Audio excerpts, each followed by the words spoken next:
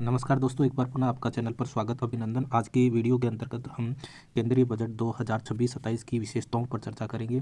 जो साथी UGC net की तैयारी कर रहे हैं या सिविल सर्विसेज की तैयारी कर रहे हैं, उनके लिए बेहद ही शानदार वीडियो होने जा रहा है। आपसे अपील है कि कम से कम 5 मिनट आवश्यक रूप से वीडियो को देखिए। आपको लगे कि मेहनत अच्छी है तो आगे संपूर्ण वीडियो को देखिए। बहुत ही शानदार जानकारी इसके अंतर्गत रहने वाली है। अलग अलग तरीके से आज हम इसको पढ़ने जा रहे हैं। सबसे पहले आप देखिएगा कि ये एक बात जो बजट के अंतर्गत सबसे पहले कही गई कि भारत की आर्थिक गति विकसित भारत समावेशन के साथ महत्वाकांक्षा है। उसके बाद आप देखोगे कि ये वाली जानकारी इस बॉक्स में क्या है, फिर लक्ष्य की बात की गई है, फिर ये चार, और उसके बाद आप देखोगे नीचे। तो इन तमाम बिंदुओं पर हम चर्चा करेंगे। सबसे पहले ये भारत की आर्थिक गति, जो ऊपर वाला बात है उसका क्या मतलब हुआ। तो भारत की आर्थिक गति, इंडियाज़ इकोनॉमी मोमेंटम की बात कर रहे हैं, और यहाँ ये बात की जा रही है कि विकसित भारत समावेशन के साथ महत्वाकांक्षा का संतुलन।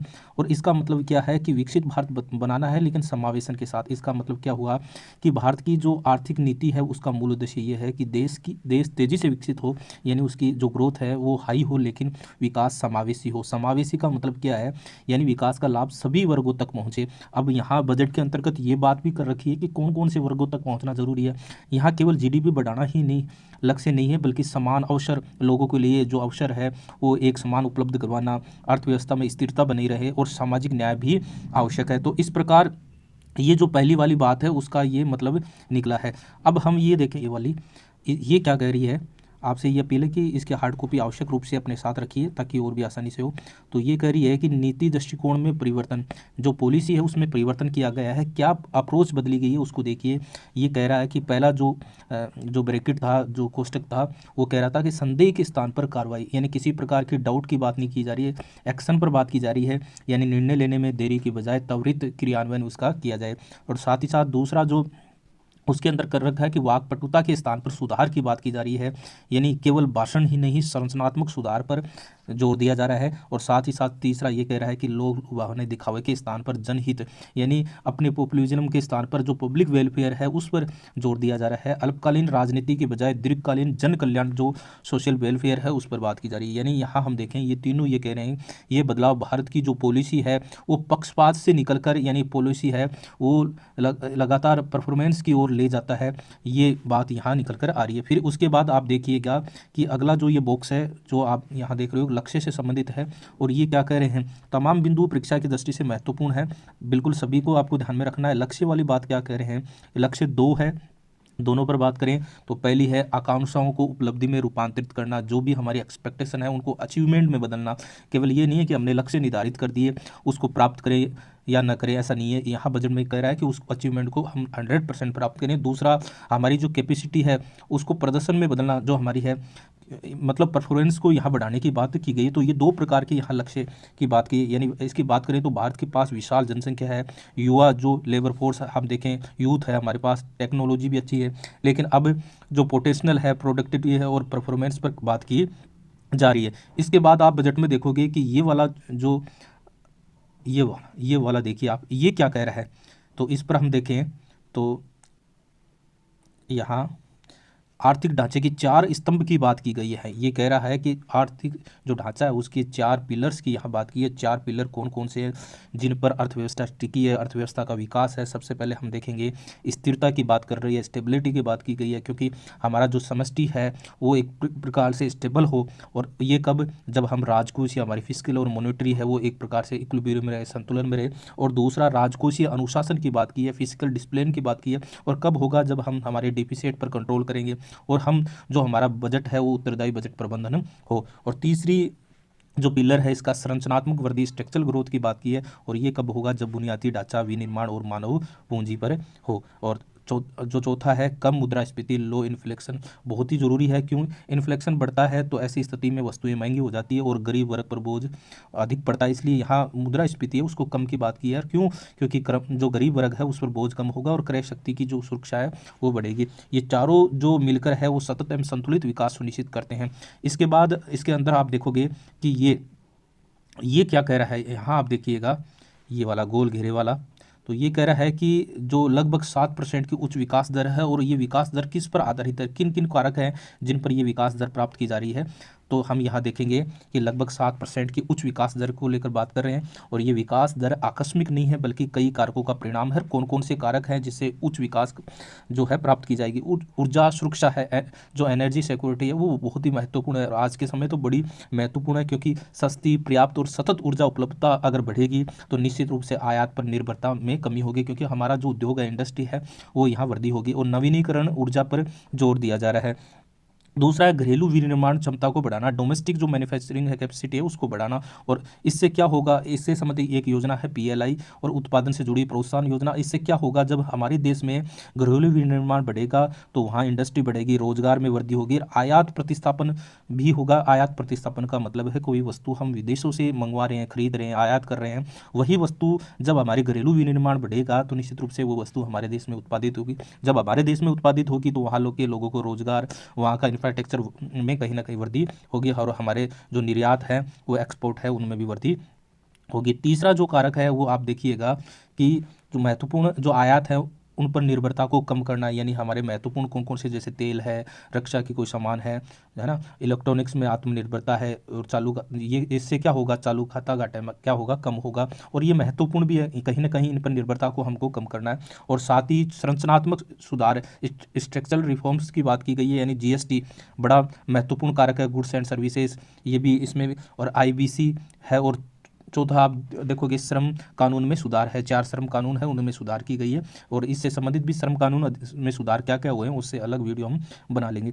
फिर पांचवा हम इसके अंदर कारक देखें तो वो है राजकोषीय विवेक। इसके अंदर जो हमारा एक्सपेंडिचर है या हमारी जो आय है उसमें संतुलन स्थापित करना, और जो अनुत्पादक व्यय है, यानी ऐसा सरकार के द्वारा जो एक्सपेंडिचर खर्चा किया जा रहा है वो किसी प्रकार की कोई प्रोडक्टिविटी में वृद्धि नहीं कर रहा है, उसमें कटौती करना, और पूंजीगत व्यय में वृद्धि करना, यानी जो कैपिटल एक्सपेंडिचर है उसमें अगर वृद्धि होगी तो निश्चित रूप से भारत में जो परिसंपत्ति है उसमें वृद्धि होगी, तो इसलिए पूंजीगत व्यय में वृद्धि की बात की गई है। और फिर है मौद्रिक स्थिरता की, मॉनेटरी स्टेबिलिटी की बात की गई है, और ये मॉनेटरी स्टेबिलिटी जो हमारे आरबीआई है, रिजर्व बैंक ऑफ इंडिया है, जिससे क्या होगा, इन्फ्लेशन पर कंट्रोल होगा, ब्याज दरों में संतुलन होगा। और सातवां जो कारक है बड़ा महत्वपूर्ण है, ये भी सार्वजनिक निवेश पर विशेष तौर पर जोर दिया गया है, क्योंकि पब्लिक इन्वेस्टमेंट होगा तब इंफ्रास्ट्रक्चर, हमारा जो रोड है, रेलवे है, ये वृद्धि होगी। जब हमारा इंफ्रास्ट्रक्चर में सुधार होगा तो निश्चित रूप से निजी निवेश को आकर्षित कर पाएगा। और फिर हम देखें सरकार के कार्यों से नागरिकों को भी लाभ होना चाहिए, सिटीजन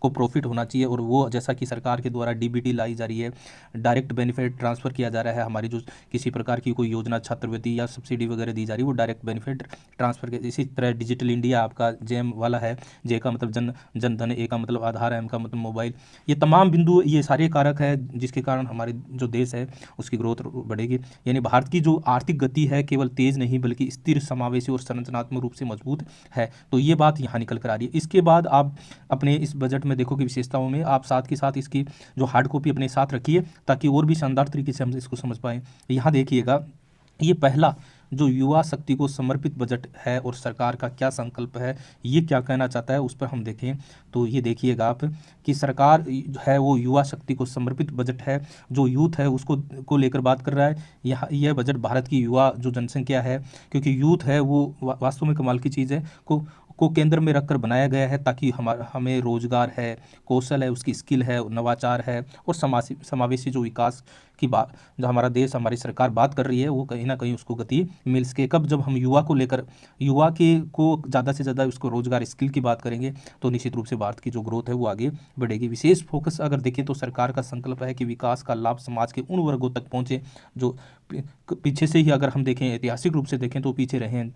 और ये कौन कौन है, जैसे किसान है, महिलाएं हैं, दलित है, वंचित है, शोषित है, पीड़ित है, पिछड़ा वर्ग है, ये सभी लोग हैं, उनको हमारे जो भी योजनाएं हैं, जो भी विकास है उनका फ़ायदा मिले, तभी तो समावेशी विकास होगा। क्यों? क्योंकि जो निम्न वर्ग है तब तक योजनाओं का फ़ायदा मिलेगा, तब जाकर हमारा जो ये विकास है वो समावेशी विकास कहलाएगा। इस प्रकार बजट में आप देखोगे 3 कर्तव्यों की बात की गई है, 3 ड्यूटीज़ की बात की गई है। 3 ड्यूटीज़ क्या है उस पर भी हम चर्चा करें तो आप देखिएगा कि पहला कर्तव्य फर्स्ट ड्यूटी बजट में क्या कही गई है उसको देखिए कि आर्थिक विकास को गति प्रदान करना, उसे धारणीय रखना है। धारणीय रखने का मतलब ये हुआ कि केवल हम विकास की बात करें, इकोनॉमी की ग्रोथ की बात करें, तो उसके साथ सस्टेनेबल की भी बात करें, क्योंकि धारणीय विकास का मतलब ये हुआ कि ग्रोथ तो करें लेकिन भविष्य की जो पीढ़ी है वो भी उसका उपयोग कर पाए। जैसे हम पेट्रोल का प्रयोग कर रहे हैं तो ऐसा नहीं कि भावी पीढ़ी, जो भविष्य की पीढ़ी है वो उसका प्रयोग नहीं कर पाए। साथ ही साथ जो पर्यावरण है उसको भी हमको बचा के रखना है। उत्पादकता है, प्रतिस्पर्धा है को बढ़ाना, और बदलती वैश्विक परिस्थितियाँ, आज के समय आपको पता है कि विश्व स्तर पर किस प्रकार की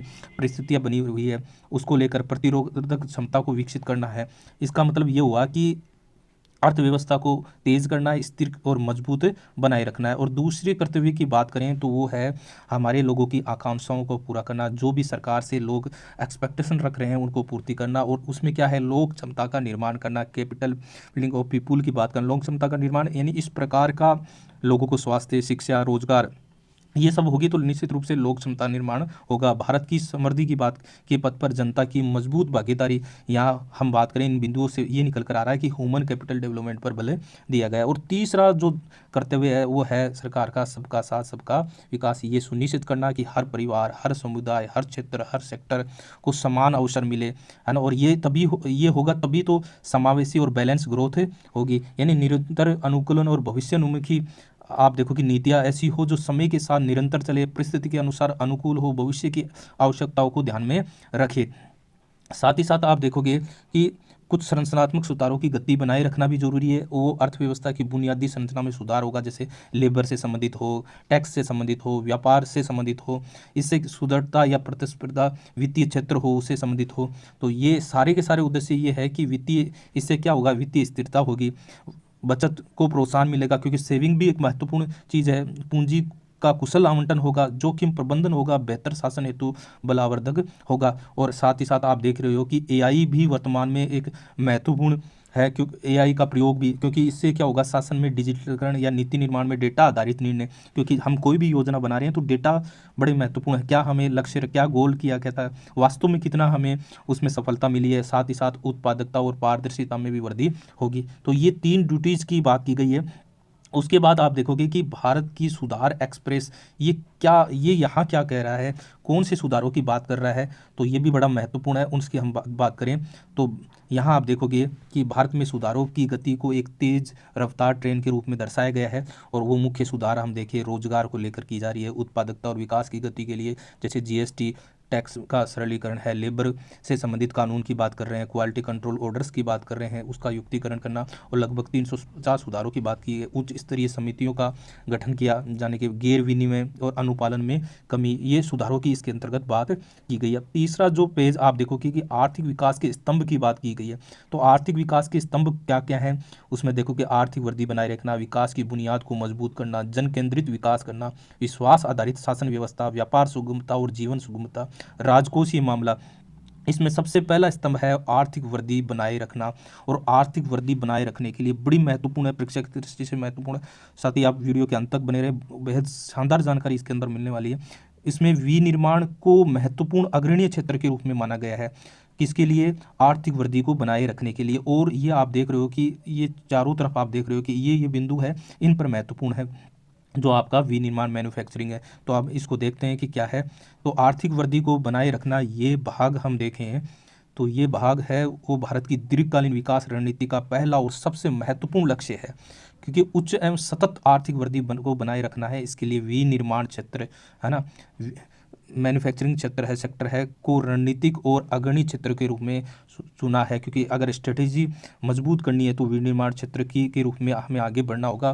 विनिर्माण है जो कार्यनीतिक और अग्रणीय क्षेत्र है। विनिर्माण क्षेत्र को आगे बढ़ाने का कारण ये है क्योंकि जब देश का विनिर्माण क्षेत्र, जो हमारा इंडस्ट्रियल क्षेत्र है, वो बढ़ेगा तो बड़े पैमाने पर लोगों को रोजगार मिलेगा, क्योंकि उस क्षेत्र में आप देखोगे जैसे इंडस्ट्री स्थापित होगी तो वहाँ आसपास के लोगों को क्या मिलेगा, रोजगार मिलेगा, वहाँ के लोगों को रोजगार मिलेगा। शायद ही आयात पर निर्भरता में कमी होगी। क्यों, जब हमारे यहाँ इंडस्ट्री से प्रोडक्शन होने लग जाएगा तो निश्चित रूप से हम कोई वस्तु बाहर से आयात कर रहे हैं वो कम होती जाएगी, क्योंकि वही वस्तु हम अपने देश में उत्पादित कर रहे हैं। और निर्यात और वैश्विक प्रतिस्पर्धा में वृद्धि होगी और तकनीकी और उत्पादकता का प्रसार होगा।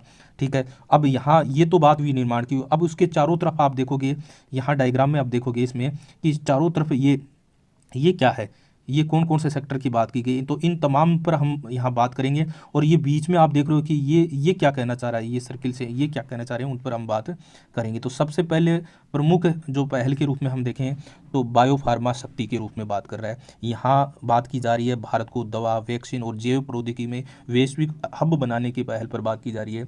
और इससे होगा क्या, स्वास्थ्य सुरक्षा बढ़ेगी, लोग स्वस्थ रहेंगे। और जब हमें पता है कि स्वस्थ शरीर ही आगे महत्वपूर्ण आगे योगदान दे सकता है, निर्यात में बढ़ोतरी होगी, है ना। दूसरा आप देखोगे CPSE में हाई टेक टूल रूम के रूप में बात की जा रही है, ठीक है। तो ये यहाँ देखिए कौन सा है, ये वाला आप ये थोड़ा सा आप साथ के साथ देखते जाइए यहाँ ना, ये सारे के सारे इसमें आप इनको साथ साथ मैच करते जाइएगा।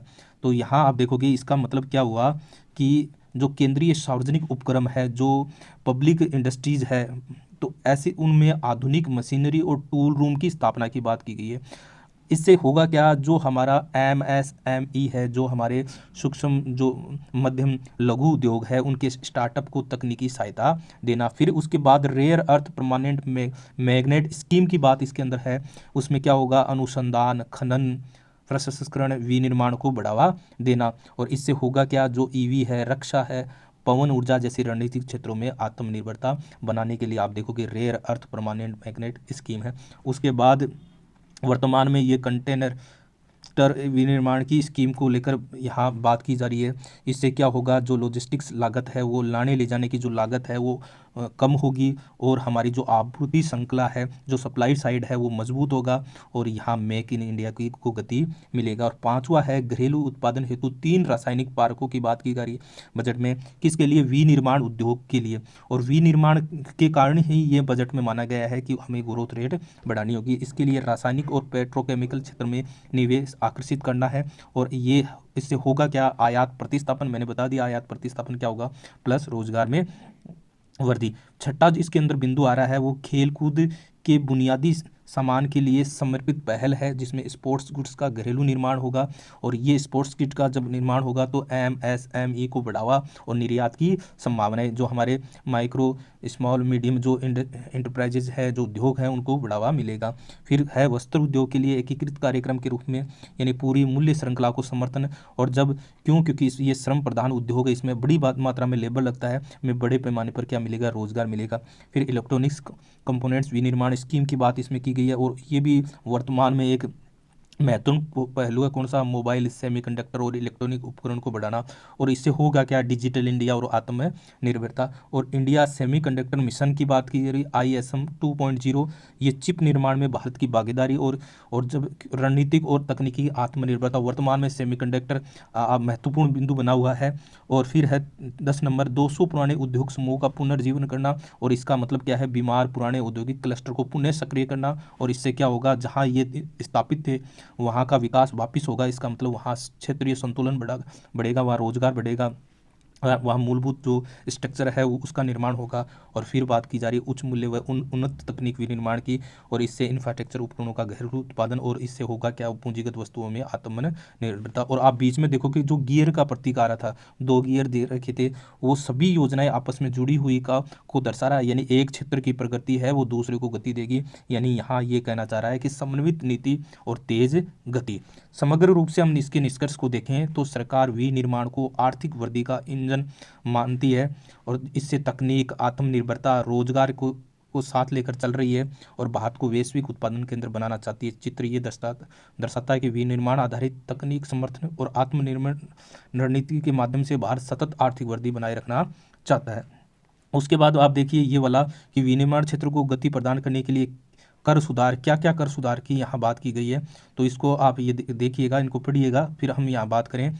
इसको मैंने इस प्रकार से लिखा है, देखिएगा कि यह विनिर्माण क्षेत्र को गति प्रदान करने के लिए कई कर सुधार से जुड़ी नीतिगत पहलुओं को दर्शा रहा है। ऐसे ये है कि सरकार का उद्देश्य है कि भारत को वैश्विक विनिर्माण हब, मैन्युफैक्चरिंग हब के रूप में बनाया जाए। इससे निर्यात बढ़े, लॉजिस्टिक लागत, लॉजिस्टिक का मतलब जो भी प्रोडक्शन हो रहा है या उसको हम देखें, कच्चे माल को फैक्ट्री तक और फैक्ट्री से तैयार माल को जो तैयार किया गया है वो उपभोक्ता तक पहुंचाने का काम है, वो लॉजिस्टिक्स के अंतर्गत किया जा रहा है। और उसमें लॉजिस्टिक्स लागत है वो घटे, SEG सेज वेयर हाउसिंग और MSME को प्रोत्साहन मिले। इसके लिए इस हेतु कर, टैक्स व सीमा शुल्क यानी कस्टम ड्यूटी से जुड़े हुए कुछ सुधार किए गए हैं। और सबसे पहले हम देखें 1 नंबर टोल विनिर्माण की बात की गई है। ये क्या है? टोल विनिर्माण को कर प्रोत्साहन देना। और इसमें क्या प्रावधान है? इसके अंदर जो सेज है उसमें कच्चा माल, उपकरण या टूलिंग उपलब्ध कराने वाले अनिवासी नॉन रेजिडेंट के को 5 वर्षों तक आयकर में छूट दी गई है। बड़ा महत्वपूर्ण फैसला है। इससे होगा क्या? इसका महत्व क्या है? इससे क्या होगा कि विदेशी जो कंपनियां हैं वो भारत में उत्पादन आउटसोर्स करेगी, भारत वैश्विक वैल्यू चेन में गहराई से जुड़ेगा। 2 नंबर इसमें बात की गई है आबाद वेयर हाउस में कंपोनेंट वेयर हाउसिंग। इसमें क्या प्रावधान किया गया है? अनिवासी द्वारा कंपोनेंट वेयर हाउस के लिए से हार्बर से हार्बर है, ये से हार्बर में सुविधा है। से हार्बर सुविधा है क्या? से हार्बर एक ऐसी कर प्रशासनिक व्यवस्था है जिसमें सरकार पहले से कुछ नियम सीमाएं तय कर देती है। ठीक है। इससे होगा क्या? जो करदाता है, जो टैक्स पेयर है, उन तय शर्तों का पालन करता है तो उसकी जो घोषित कीमत है या उसका जो लाभ है उसको सही माना जाएगा। पहले से वो आप अपना डिसाइड कर रहा है। इससे कर जांच या विवाद या मुकदमे से सुरक्षा मिलती है। इसी सुरक्षा को आपसे या सेफ हार्बर कहा जाता है। अगर सरल शब्दों में बात करें तो सरकार कहती है अगर तुम हमारी बात सुरक्षित दायरे में रखकर लेन देन करोगे तो हम तुम्हें कर विवाद में नहीं उलझाएंगे। ये आबाद warehousing, bonded warehouse में कंपोनेंट वेयर हाउसिंग करने वाले अनिवासी नॉन रेजिडेंट को सेफ हार्बर दिया गया है। इसका अर्थ है सरकार पहले से मान लेगी कि उनका लाभ या शुल्क निर्धारित उचित है। बार बार ट्रांसफर प्राइजिंग जांच या कस्टम इनकम टैक्स विवाद नहीं होंगे। और जब जो भारत की नहीं है, जो नॉन रेजिडेंट है, जब ऐसी स्थिति ऐसा टैक्स में इस प्रकार के ये आपको सुधार कर सरकार के द्वारा की जाएगी तो निश्चित रूप से जो लॉजिस्टिक है वो तेज़ होगा और जो भी यहाँ निवेशक है, इन्वेस्टमेंट कर रहे हैं, उनका भरोसा बढ़ेगा। फिर तीसरा आप देखोगे इसमें कि भरोसेमंद विनिर्माताओं के लिए तो आस्तिक शुल्क भुगतान है, डेफर्ड ड्यूटी पेमेंट है या ट्रस्टेड मैन्युफैक्चरर को तुरंत शुल्क देने के बजाय बाद में भुगतान की अनुमति भी दी गई है। तो इस प्रकार से कहीं ना कहीं ये विश्वास को लेकर बात कर रहा है। इससे लाभ क्या होगा? वर्किंग कैपेसिटी पर दबाव कम होगा, है ना। और ये आपका इजी डूइंग बिजनेस में सुधार को देखने को मिलेगा। फिर चौथा इसमें देखोगे निर्यात उन्मुख इकाइयों को शुल्क मुक्त आयात सीमा में वृद्धि करना। यानी प्रावधान क्या है कि समुद्री खाद्य प्रसंस्करण जैसी गतिविधियों के लिए शुल्क मुक्त आयात की सीमा है वो FOB मूल्य के 1% से बढ़ाकर 3% किया गया है। उद्देश्य क्या है? निर्यात प्रतिस्पर्धा को बढ़ाना। अब आपके ये हो रहा है कि FOB मूल्य है क्या, उसको समझिएगा। फ्री ऑन बोर्ड वह निर्यात मूल्य है जिस पर माल को निर्यातक द्वारा जहाज या विमान पर चढ़ाया जाता है। यानी जो भी है, कोई भी व्यक्ति है या कोई कंपनी है जो माल को निर्यातक द्वारा जहाज या विमान पर चढ़ा दिया जाता है, उस बिंदु तक जहाज पर चढ़ाने तक का सारा खर्च और जोखिम निर्यातक का होता है। जैसे ही माल जहाज पर चढ़ता है जोखिम खरीदार यानी इंपोर्ट ट्रांसफर हो जाता है।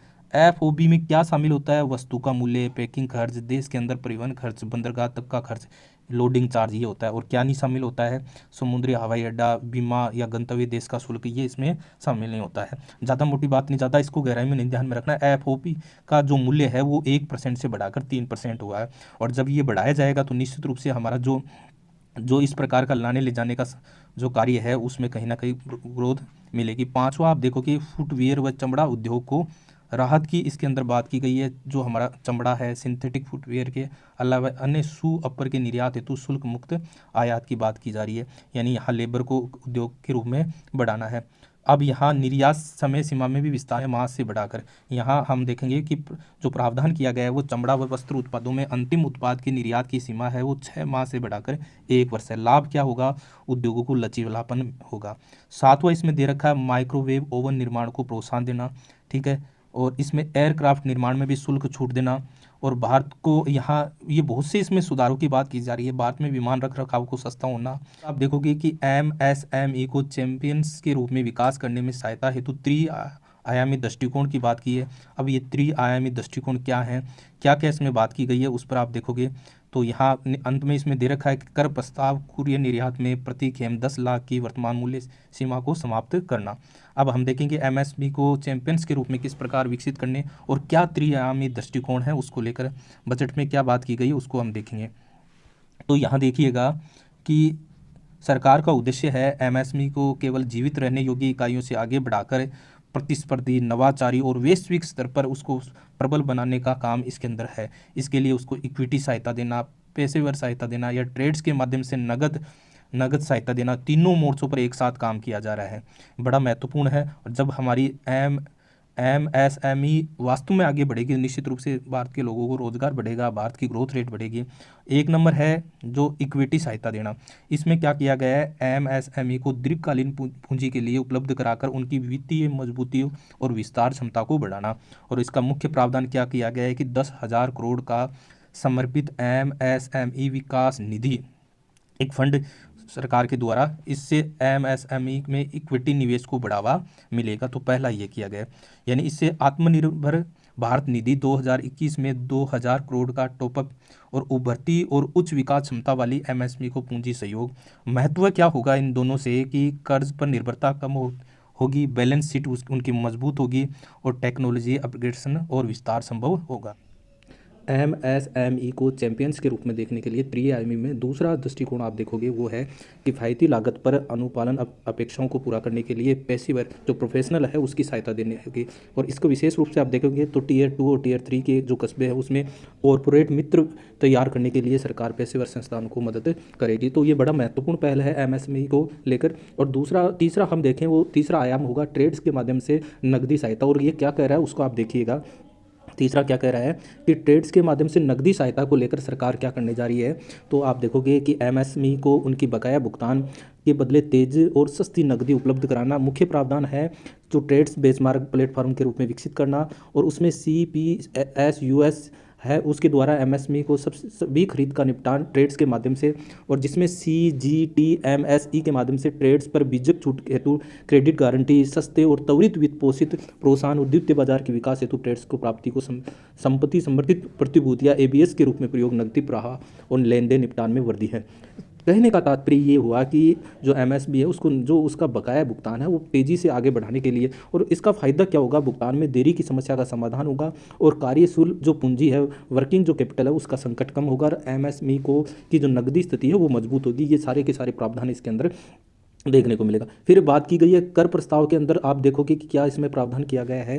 तो कुरियर निर्यात के जो प्रति खेम 10 लाख की जो वर्तमान मूल्य की जो सीमा है वो समाप्त कर दी गई। इसका फायदा क्या होगा, जो छोटे निर्यातक हैं और जो एमएसएमई को बढ़ावा है, ई कॉमर्स है, ग्लोबल वैल्यू चेन में भागीदारी आसान होगी, निर्यात प्रक्रिया सरल और लचीली होगी। कहने का तात्पर्य पूरा निष्कर्ष हम देखें, तीनों आयाम की हमने चर्चा की, उसमें रणनीतिक रूप से क्या बात की गई है, पूंजी को लेकर है, उसकी कैपेसिटी को लेकर और उसकी नगदी को लेकर। अगर ये तीनों स्थिति एमएसएमई की अच्छी रहेगी तो निश्चित रूप से वो अर्थव्यवस्था में आगे बढ़ेगी। आगे हम देखिए बजट क्या कह रहा है। कि हम देखें कि बजट में सेवा क्षेत्र को लेकर क्या बात की गई है, उस पर आप देखिएगा। ये आप जैसा कि आप अपने पास जो इसकी PDF है इसके हार्ड कॉपी साथ रखिए ताकि और अच्छे है। अब देखें कि सेवा क्षेत्र पर पुनः जोर देना, क्योंकि सेवा क्षेत्र एक अर्थव्यवस्था के लिए महत्वपूर्ण है।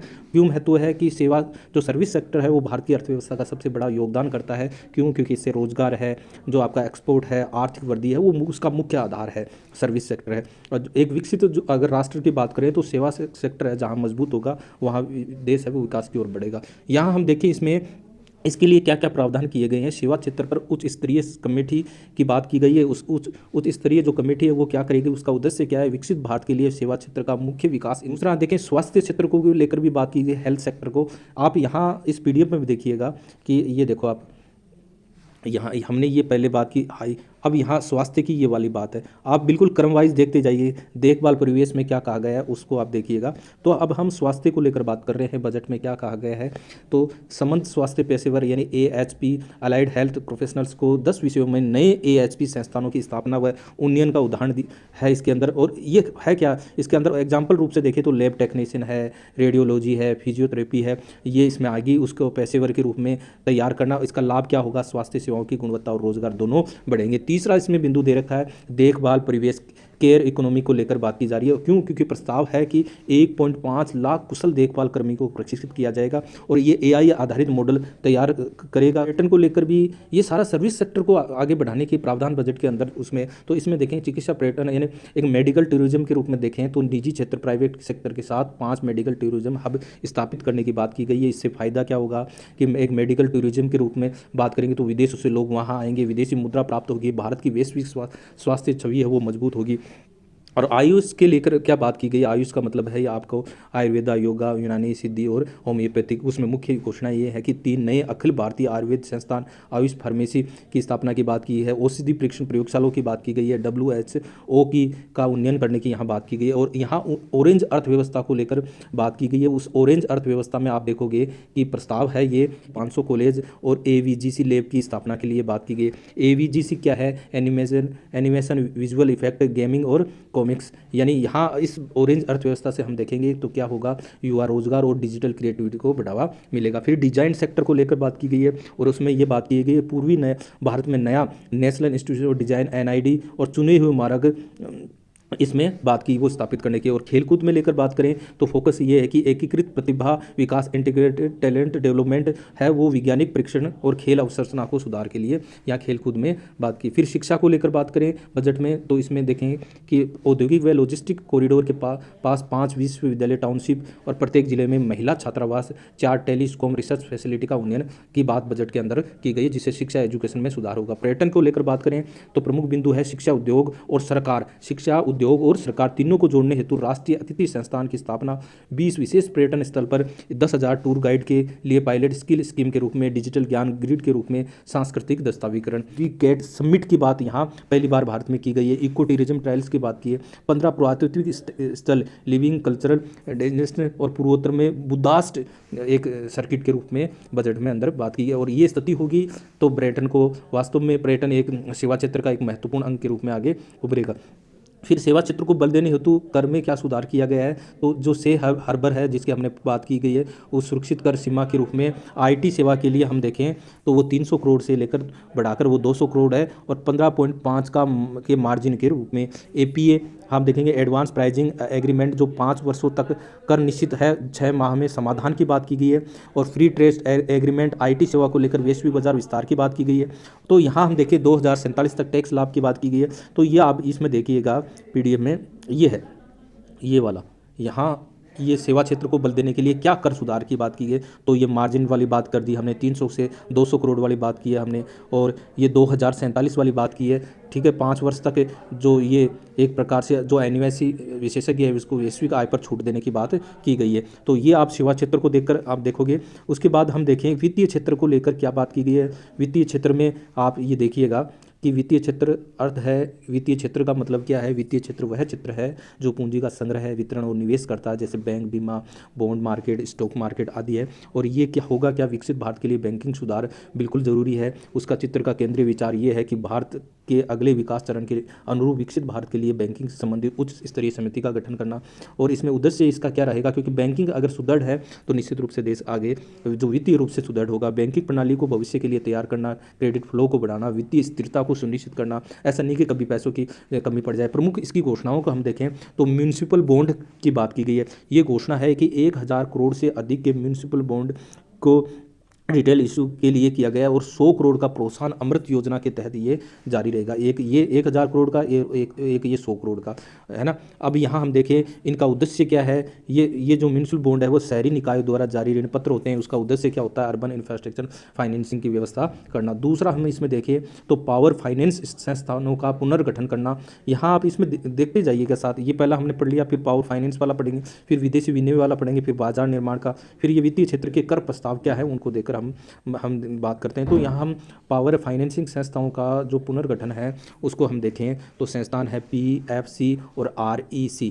ठीक है, इन दोनों का पुनर्गठन की बात की गई है और इनका महत्व क्या होगा कि बिजली क्षेत्र की वित्तीय सेहत सुधारना और डिस्कॉम्स को सस्ता वित्त उपलब्ध कराना। फिर आप इसमें दे रखा है FEMA फेमा की व्यापक समीक्षा की बात की गई है। ये फेमा होता क्या है? फॉरेन एक्सचेंज मैनेजमेंट एक्ट जो 1999 में विदेशी विनिमय प्रबंध अधिनियम है वो घोषणा है। गैर ऋण लिखित से जुड़े हुए नियमों की वापस से समीक्षा की बात की गई है। ठीक है। फिर है कोऑपरेटिव बॉन्ड बाजार सुधार की बात की है।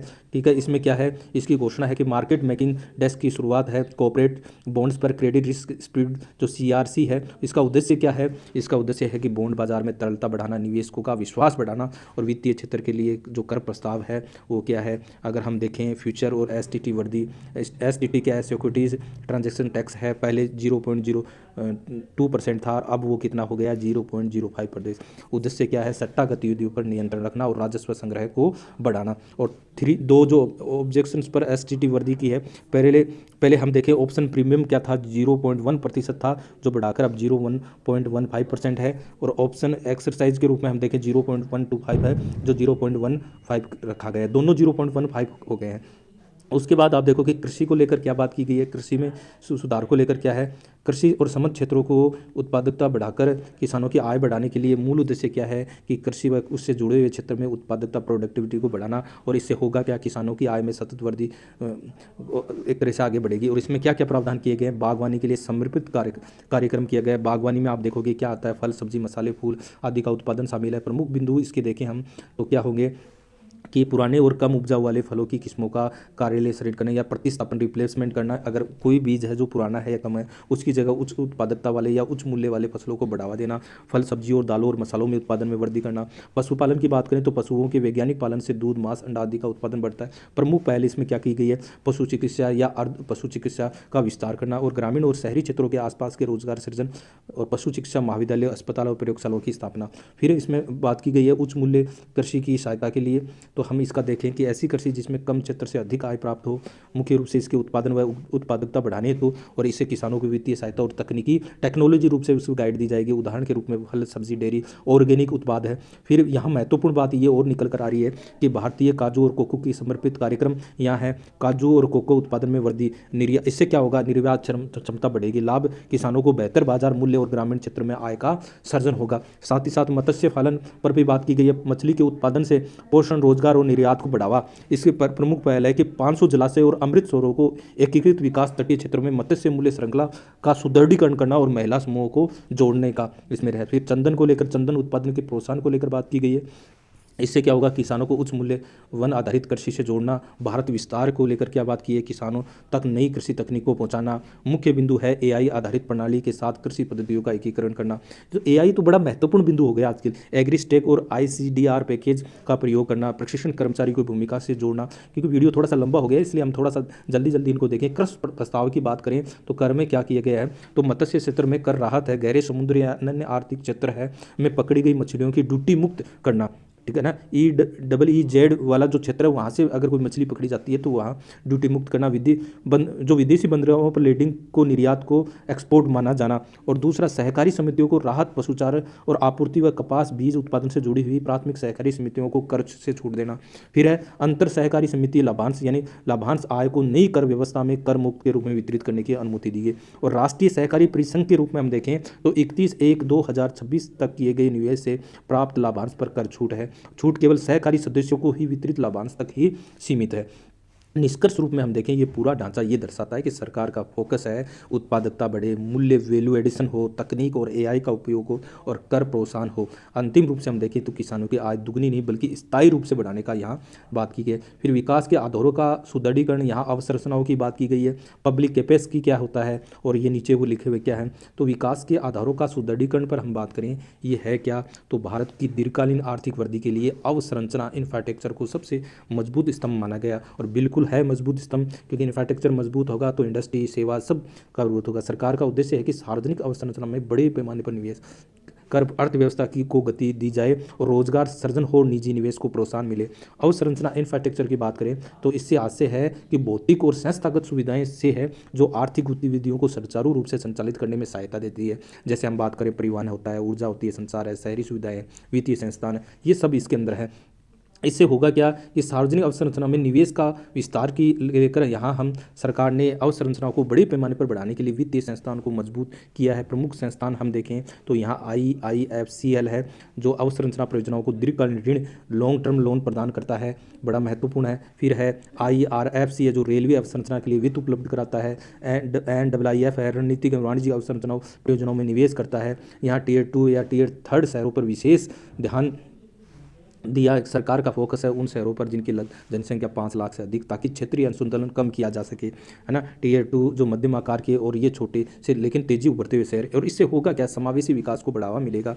पूंजीगत व्यय पर बात की गई है, और बिल्कुल कैपेक्स एक बहुत ही महत्वपूर्ण चीज़ है, कैपिटल एक्सपेंडिचर है, क्योंकि इससे एसेट्स में वृद्धि होती है। वह खर्च जो परिसंपत्तियों के निर्माण में एसेट्स में किया जाता है। आप देखें कि ये रहे 2015 वहाँ 2 लाख करोड़ था, लेकिन अब 27 में अनुमानित है 12.2 लाख करोड़। बहुत ज़्यादा ये पूंजीगत व्यय में वृद्धि को, ये आंकड़ा बिल्कुल आप ध्यान में रखना। ये वृद्धि दर्शाती है कि सरकार विकास उन्मुख, ग्रोथ ओरिएंटेड नीति अपना रही है। अवसंरचना से जुड़े प्रमुख क्षेत्र हम देखें जो बड़े हैं, आप विमान देख लिए, रेलवे देख लिए, बंदरगाह देख लिए, संस्थागत ढांचा देख लिए। अवसंरचना से संबंधित प्रमुख सरकारी पहल क्या है, जैसे हम देखें संरचना जोखिम गारंटी निधि, यह ऋणदाताओं को आंशिक क्रेडिट गारंटी देने हेतु है, और समर्थित RDF rural infrastructure development fund है, वो जो नाबार्ड हम आपको पता ही है ना के माध्यम से ग्रामीण अवसंरचना को वित्त उपलब्ध करा रहा है। और तीसरा है नई माल ढुलाई गलियारा, ठीक है। तो यहाँ हम देखें कि पूर्व से पश्चिम रिपेयर के लिए, अंतर्देशीय जलमार्ग को मजबूत करने के लिए ये। फिर आप देखोगे तटवर्ती शिपिंग संवर्धन योजना, है ना, जो 2047 तक शिपिंग की हिस्सेदारी 6% से बढ़ाकर 12% का लक्ष्य है। सातवां देखिए समुद्री जहाज बीमा योजना, जो स्वदेशी जहाज निर्माण को प्रोत्साहन देता है। फिर देखिए SSSCID है, जो राज्य को 2 लाख करोड़ की सहायता की। पूर्वोदय जो एक एकीकृत पूर्वीय तटीय औद्योगिक कॉरिडोर का विकास के लिए है। इस प्रकार यहाँ हम एक निष्कर्ष के रूप में देखें, जो अवसंरचना है वो आर्थिक विकास की रीढ़ है। आप कैपेक्स जो कैपिटल एक्सपेंडिचर है वो रोजगार और निजी निवेश दोनों को बढ़ाएगा। जलमार्ग, रेल, बंदरगाह ये लॉजिस्टिक लागत में कमी लाते हैं। टियर 2 और टियर 3 है वो समावेशी व संतुलित विकास को लेकर, क्योंकि इनमें अगर इंफ्रास्ट्रक्चर मजबूत होगा, यहाँ सरकार एक प्रकार से एक्सपेंडिचर करेगा, तो जो क्षेत्रीय असंतुलन है वो कम होगा। फिर है दीर्घावधिक ऊर्जा सुरक्षा और स्थिरता सुनिश्चित करना, और इसको लेकर ये आप देखिए 20 करोड़ रुपए सोलर ग्लास, ये क्या है, नीचे शहरीकरण, शहरी आर्थिक क्षेत्र क्या है, आप देखिएगा। सबसे पहले हम देखें दीर्घावधिक ऊर्जा सुरक्षा स्थिरता सुनिश्चित करना, ये क्या है, तो इसमें देखिए भारत की तेज़ आर्थिक वृद्धि के लिए सस्ती, स्वच्छ और भरोसेमंद ऊर्जा को की दीर्घकालीन उपलब्धता सुनिश्चित करना, ठीक है।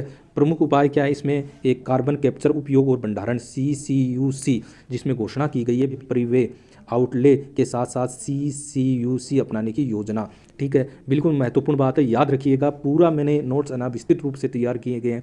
CCUC का अर्थ क्या है, उद्योगों से निकलने वाली जो CO2 को पकड़ना और उसका उपयोग और सुरक्षित भंडारण करना, ठीक है।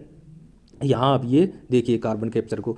फिर उद्देश्य है नेट जीरो टारगेट की दिशा में कदम भारी उद्योगों को, है ना। और वो आप देखो कि ग्रीन जो आप ग्लोबल आपके देख रहे हो ना, पर्यावरण को लेकर वहाँ नेट जीरो टारगेट को लेकर बात की गई है। यहाँ सोलर ग्लास निर्माण को बढ़ावा की बात की गई है।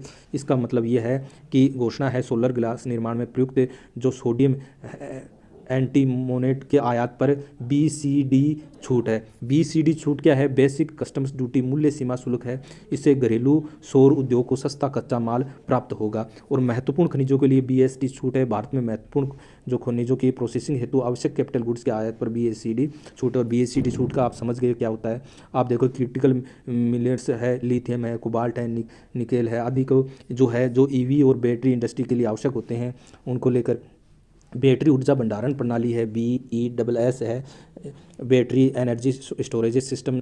इसकी घोषणा है कि लिथियम आयन जो सेल बैटरीज के निर्माण में प्रयुक्त जो कैपिटल गुड्स पर BCD छूट है। उद्देश्य ये रिन्यूएबल एनर्जी का बेहतर भंडारण और ग्रिड स्टेबिलिटी को बढ़ाना। परमाणु ऊर्जा को बढ़ाने के लिए क्या बात की गई है कि घोषणा है वर्ष 2035 तक आप देखोगे न्यूक्लियर पावर जो प्रोजेक्ट है उस हेतु कैपिटल गुड्स के आयात पर आप देखोगे बेसिक कैपिटल ड्यूटीज जो कंसेशन है उसका विस्तार सभी परमाणु संयंत्रों पर लागू। महत्व यह है कि जो क्लीन और बेस लोड एनर्जी जो कोल पर निर्भरता है उसको कम करना। यहाँ बायोगैस मिश्रित की बात यहाँ CNG को लेकर है। CNG पर जो एक्सेस ड्यूटी है उसमें बायोगैस के पूर्ण मूल्य को छूट दी गई। उद्देश्य है ग्रीन फ्लू को बढ़ाना, जो रूरल इकोनॉमी और वेस्ट टू वेल्थ यानी यहाँ शहरीकरण, शहरी आर्थिक क्षेत्र है। मूल उद्देश्य शहरों को इकोनॉमिक ग्रोथ का इंजन बनाना और यहाँ देखना कि प्रमुख बिंदु है शहरों के आय हो। इसके बाद आप देखिए जन केंद्रित विकास को लेकर क्या बजट में किया गया है। विश्वास आधारित शासन क्या है, तो जन केंद्रित विकास को आप देखें, जन केंद्रित विकास का अर्थ है ऐसा विकास जिसमें नीतियों का केंद्र आम नागरिक हो, न कि केवल आंकड़े या संस्थाएं हो। इसका उद्देश्य है सामाजिक सुरक्षा, गरिमापूर्ण और आजीविका, स्वास्थ्य, कौशल और समावेशन है। जन और सहायक देखभाल सेवाएं, जन और जो आपका आप देखोगे ये जरण होता है कि वृद्धावस्था को बोलते हैं। मुख्य बिंदु है जरण यानी वृद्धावस्था और सहायक देखभाल सेवाओं को शक्तिशाली सेवा इकोसिस्टम में बदलना। 1.5 लाख बहुकुशल देखभालकर्ताओं को प्रशिक्षण देना। महत्व क्या है, जो आपका जो वृद्धावस्था देखभाल है, सेवा पारिस्थितिक तंत्र है, अर्थ है भारत में वृद्धि जनसंख्या बढ़ रही है, वृद्ध जो जनसंख्या उनकी, इसलिए प्रशिक्षित केयर वर्कर्स या संगठित सेवा आवश्यक है। स्वयं सहायता समूह आधारित खुदरा आउटलेट की बात की गई है। SHG की योजना है समूह क्षेत्र स्तर की संस्थाओं के भीतर समुदाय आधारित खुदरा आउटलेट SHG के रूप में स्थापित करना। SHG सेल्फ हेल्प ग्रुप स्वयं सहायता समूह आप जानते हो, इससे ग्रामीण महिलाओं को आय, स्थानीय उत्पादों को बाजार मिलेगा, आत्मनिर्भरता को बढ़ावा मिलेगा। दिव्यांग जनों के कौशल योजना है, उसका उद्देश्य है उद्योगों के माध्यम से सम्मानजनक आजीविका के अवसर, दिव्यांग समूह के लिए विशेष प्रशिक्षण कार्यक्रम। और आपका जो दिव्यांग जन है, यह योजना वेलफेयर एम्पावरमेंट की ओर बदलाव दर्शाती है। दिव्यांग जन सहायता समूह है, ये प्रमुख लक्ष्य है सभी पात्र दिव्यांगों तक उच्च गुणवत्ता वाले सहायक उपकरण या समयबद्ध पहुंच, जैसे उदाहरण के व्हीलचेयर है, श्रवण यंत्र है, कृत्रिम अंग है, ये सहायक उपकरणों का घरेलू उत्पादन करना। नीति पहले के उत्पादन को बढ़ावा देना और आपका R&D में निवेश करना और AI का एकीकरण करना। संस्थान की आप बात करो, ये ALIMCO है, भारत कृत्रिम अंग का विनिर्माण निगम। अर्थ यहाँ हम देखें आयात निर्भरता कम करना, सस्ती और उन्नत तकनीक उपलब्ध करना। यहाँ PM दिव्यांग केंद्र की बात की गई, उद्देश्य है इसका आप देखोगे कि रिटेल कम सर्विस सेंटर, एक ही स्थान पर सभी सेवाएं। यहाँ हम देखेंगे दिव्यांगजन के लिए महत्वपूर्ण काम यहाँ देखने को मिला है। फिर आप देखिए उत्तर भारत में NIMHANS2 की स्थापना करना, जो रांची और तेजपुर में राष्ट्रीय मानसिक स्वास्थ्य संस्थान का सुदृढ़ीकरण है, ये इसकी फुल फॉर्म है। राष्ट्रीय मानसिक स्वास्थ्य एवं तंत्रिका विज्ञान संस्थान। जिला अस्पतालों में ट्रॉमा केयर की बात की गई, आपातकालीन ट्रॉमा केयर सुविधाएं, सड़क दुर्घटना और आपदाओं में मृत्यु दर कम करना। विश्वास आधारित शासन, यानी विश्वास आधारित शासन का अर्थ है सरकार और नागरिक के बीच और व्यवसाय के बीच में है, यानी नियंत्रण कंट्रोल की जगह विश्वास की बात यहाँ की गई है। और कस्टम्स में फेसलेस सुविधा की यहाँ बात की गई है। सुधार यानी जो Tier 2 और Tier 3 के अधिकृत आर्थिक ऑपरेटरों के लिए ड्यूटी फ्री अवधि 15 से 30 दिन, ये भी याद रखना है। AEO, तो इसमें देखिए अधिकृत आर्थिक ऑपरेटर जो वेयर हाउस ऑपरेट केंद्रित प्रणाली है, इसमें कस्टम वेयर हाउसिंग फ्रेमवर्क स्व घोषणा के साथ और ऑपरेट केंद्रित मॉडल। यहाँ सीमा शुल्क बॉन्ड की वैधता है, वो वैधता अवधि 3 वर्ष से 5 वर्ष है, इससे अनुपालन बोझ में कमी होगी। स्वचालित बिल मिलान की बात करें तो यहाँ भरोसेमंद आयातकों द्वारा दर्ज बिल की फाइलिंग सामंजस्य स्वचालित प्रणालियों से। यहाँ जोखिम प्रबंधन प्रणाली का मतलब है, यहाँ उद्देश्य है भरोसेमंद लंबी आपूर्ति श्रृंखलाओं वाले आयातकों RMS में शामिल हर बार सत्यापन की आवश्यकता को कम करना है। अब हम देखें तो जन केंद्रित विकास, नागरिकों को सशक्त बनाना, जबकि विश्वास आधारित अनुपालन लागत घटाकर आर्थिक दक्षताओं और पारदर्शिता को बढ़ाना। यहाँ व्यापार सुगमता और जीवन सुगमता से मतलब क्या है, इसको लेकर क्या की गई है, ये भी आप देखिएगा। व्यापार सुगमता का आशय व्यवसाय शुरू करने, चलाने और बंद करने में सरकारी नियमों, करों और प्रक्रियाओं को सरल करना। जीवन सुगमता का मतलब है आम नागरिकों के जीवन में कर, कानून, सेवाएं और प्रशासन से जुड़ी परेशानियों को कम करना। यहाँ सरकार का उद्देश्य है करदाता अनुकूलन और विश्वास आधारित व्यवस्था विकसित की जाए। इसके लिए सरकार ने प्रवासी भारतीयों को निवेश की अनुमति दी है। ठीक है, महत्वपूर्ण हम देखें OL है ना, तो प्रवासी भारत PIS पोर्टफोलियो निवेश योजना, और ये इसका ऋण पत्र। अगर हम देखें तो जो प्रवासी भारतीय हैं उनके माध्यम से PIS के माध्यम से सूचीबद्ध भारतीय कंपनियों के डिबेंचर में निवेश करने की अनुमति दी जाती है। पहले ये सुविधा सीमित थी, इससे भारतीय कंपनियों को सस्ती पूंजी उपलब्ध होगी और कॉरपोरेट बॉन्ड बाजार को गहराई मिलेगी। 2 नंबर में मोटर दुर्घटना दावे पर ब्याज को कर मुक्त करना। ठीक है, MECT और ये TDS है इसमें। जो इसमें क्या है, मोटर दुर्घटना दावा न्यायाधिकरण द्वारा जो पीड़ित व्यक्ति को जो ब्याज दिया जाता है उसे अब आयकर से मुक्त किया जाएगा। ये ब्याज क्षतिपूर्ति का हिस्सा है, न कि आय का। साथ ही इस छूट से TDS व्यवस्था प्रभावित नहीं होगी, जिससे प्रशासनिक स्पष्टता बनी रहेगी, ये भी महत्वपूर्ण है। फिर है 3 नंबर विदेशी टूर पैकेज पर TCS में कमी। ठीक है, TCS क्या है, ये आप इसकी फुल फॉर्म देखिएगा। जो विदेशी टूर पैकेज की बिक्री पर पहले 5% और 20% तक का TCS लगता था, अब बिना किसी न्यूनतम सीमा के इसे घटाकर 2% कर दिया है। इससे विदेशी यात्रा करने वाले जो मध्यम वर्ग को बड़ी राहत मिलेगी और अनुपालन सरल होगा। इसका अंग्रेजी में भी ये दे रखा है, देखिए थोड़ा सा, और हम धीरे धीरे हम इसमें और सुधार कर रहे हैं। उधार प्रेषण योजना LRS में राहत, ये क्या है, इसकी फुल फॉर्म LRS के अंतर्गत विदेश में शिक्षा और शिक्षा हेतु धन भेजने पर TCS दर को 5% 5% से घटकर 2% किया और ये कदम छात्रों और मरीजों के लिए कर दबाव कम करेगा और सामाजिक दृष्टि से अत्यंत महत्वपूर्ण है। फिर आप देखिए जनशक्ति सेवाओं पर टीडीएस का सरलीकरण। जनशक्ति सेवाओं पर टीडीएस की दर अब 1% से 2% रखी जाएगी। इससे विशेष रूप से एमएसएमई को नकदी प्रवाह में राहत मिलेगी इससे। फिर हम देखें छोटे करदाताओं के लिए स्वचालित प्रमाण पत्र है। यहाँ छोटे करदाताओं को अब नियम आधारित स्वचालित प्रमाण प्रणाली से कम या शून्य कटौती प्रमाण पत्र मिलेगा। इससे कर विभाग पर निर्भरता घटेगी और पारदर्शिता बढ़ेगी। और संशोधित रिटर्न की समय सीमा बढ़ाना। यहाँ संशोधित आय रिटर्न दाखिल करने की अंतिम तिथि है वो 31 दिसंबर से बढ़ाकर 21 मार्च कर दी है। इससे करदाताओं को त्रुटि सुधारने के लिए अधिक समय मिलेगा। फिर प्रक्रियात्मक शुल्क का अपराध किसे बाहर करना, यानी लेखा पुस्तक न देना, दस्तावेज प्रस्तुत न करना, टीडीएस भुगतान में देरी जैसी प्रक्रियात्मक चूकों को अब आपराधिक अपराध नहीं माना जाएगा। ये जो एक प्रकार से इसको एक तरह से हम देखें इसमें अपराध से बाहर रखा जाएगा। एकल डिजिटल विंडो प्रणाली, ये सभी विभागों से आवश्यक अनुमोदनों के लिए एकीकृत डिजिटल विंडो बनाई जाएगी। इससे व्यवसायिकों को अलग अलग विभागों के चक्कर नहीं लगाने पड़ेंगे। और विवाद समाधान को प्रोत्साहन, ईमानदार करदाता अब दंड के स्थान पर अतिरिक्त राशि का भुगतान कर विवाद समाप्त कर सकेगा। इससे न्यायालयों पर बोझ कम होगा। निष्कर्ष रूप से हम देखें पूरे पैकेज दर्शाता है कि सरकार दंड आधारित व्यवस्था से विश्वास आधारित व्यवस्था की ओर बढ़ रही है। तो इस प्रकार हमने ये जो टैक्स आपका बजट है उससे संबंधित मुख्य विशेषताओं पर चर्चा की है। और जो राजकोषीय घाटा, आपका राजस्व घाटा, ये क्या होता है, कितना ये रहा है, उसका मैंने वीडियो बना दिया, वो आवश्यक रूप से देखिएगा। थोड़ा सा वीडियो लंबा बना इसलिए हमने थोड़ा सा जल्दी करने का प्रयास किया है। अब आपको कैसा लगा वो बताना, और अगर आप चाहते हैं तो इसके आर्थिक समीक्षा का वीडियो बनाना है तो आप कमेंट आवश्यक रूप से करिएगा। आज के लिए बस इतना ही, धन्यवाद।